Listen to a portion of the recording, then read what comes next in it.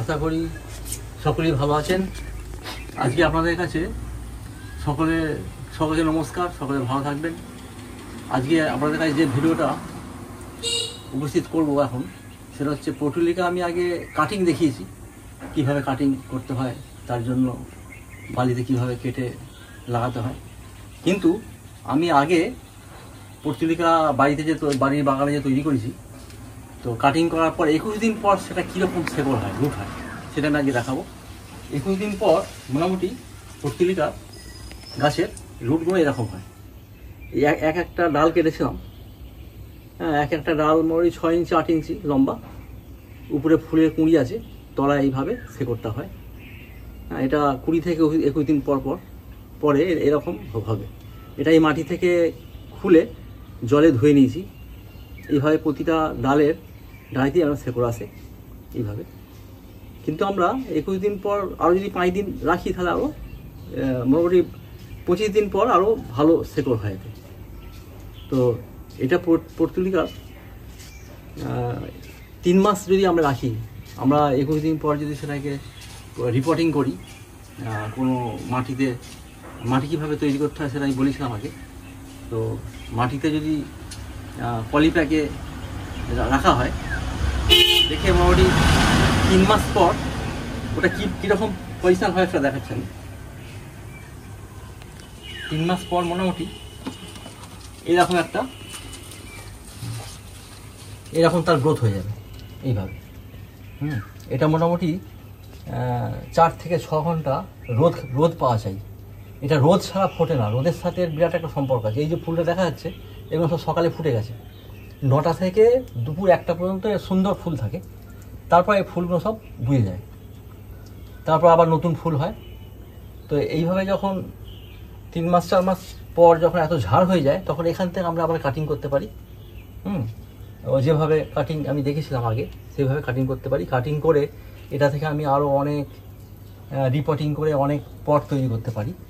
আমি টবে লাগাতে পারি, আমি প্লাস্টিক পটেও লাগাতে পারি।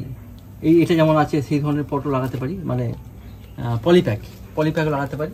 পলিপ্যাকে কিন্তু গর্ত করতে হয় না। এই ধরনের পলিপ্যাক, যেটা সিমেন্টের বস্তার মতো, জলটা ছেঁকে বেরিয়ে যায়।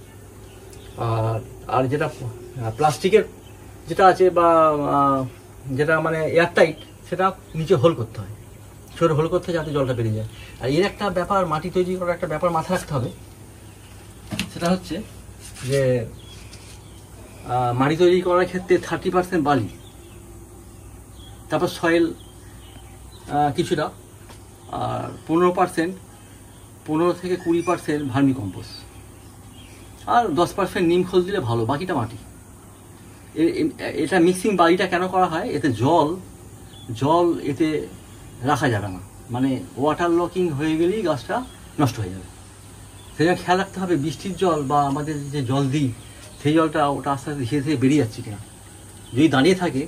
যদি ওটা দাঁড়িয়ে থাকে জলটা, তাহলে ওইটাকে আবার রিপোর্টিং করতে হবে। সেক্ষেত্রে অন্য পলিপ্যাকে লাগাতে হবে, গাছটাকে উঠিয়ে নিয়ে মাটি সয়েল আবার নতুন করে মিক্সিং করতে হবে।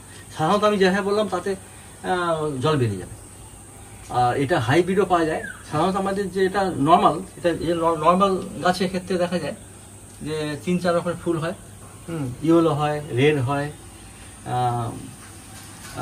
সাদা হয়, আরও এক রকম কালার হয়, যেটা আমরা বলি ওই রেড থেকে একটু ইয়েলো আর রেড মিক্সিং একটা কালার হয়, আর পিঙ্ক কালার হয়। আর এর হাইব্রিডও পাওয়া যায়। হাইব্রিডে হয় কি, ফুলটা একটু বড় সাইজ হয়, ফুল বড় সাইজ হয়। হাইব্রিডের ক্ষেত্রে সিড নিতে হয়, সিড নিয়ে ওটাকে ইয়ে করতে হয়, বালির মধ্যে বা মাটির মধ্যে বসাতে হয় সিড। তো এর কিন্তু সার খুব কম লাগে। সার এক্ষেত্রে শুধু নিমখোল আর ভার্মি কম্পোস্ট, এই দুটোই লাগে। ভার্মি কম্পোস্ট তাও কম। আর ভার্মি কম্পোস্ট দেওয়ার সময় যদি এরকম গাছটা হয়, এই গাছের মধ্যে একটু ফাঁক করে ভার্মি কম্পোস্ট অল্প দিতে হয় ভিতরে একটু, কেন এটা তো অনেক ঝাড়, একটু এরকম করে হাতে করে নেড়ে ভিতরে ঢুকিয়ে দিতে হয় সারটা। তারপরে একটু জল দিলে ওই সারটা মিক্সিং হয়ে সব জায়গায় চালিয়ে যাবে। আর নিমখোল তো মাটির মধ্যেই দেওয়া থাকে, অসুবিধা নেই। আর এর রোগ প্রতিরোধ যেটা আছে এর এর এর রোগ প্রতিরোধটা মানে রোগ কমই হয়। শুধু এটা নিম অয়েল 1 লিটার জলে 5 ml যদি নিম অয়েল মিক্সিং করে স্প্রে করা হয়, স্প্রে করার টাইম হচ্ছে সকালবেলা 6টা 7টার মধ্যে, অথবা ভালো হয় খুব বিকালে 5টা 6টার মধ্যে, সন্ধ্যের আগে। এই সময় নিম অয়েল দিয়ে যদি এটাকে স্প্রে করা যায়, গ্লেজ খুব বেড়ে যায় আর গাছটা খুব সতেজ থাকে। এইটা হচ্ছে আজকের আমার ভিডিও। তো আপনাদের যদি ভালো লাগে অবশ্যই সাবস্ক্রাইব করবেন, শেয়ার করবেন, কমেন্টসে লিখবেন। আর আপনারা ভালো থাকবেন।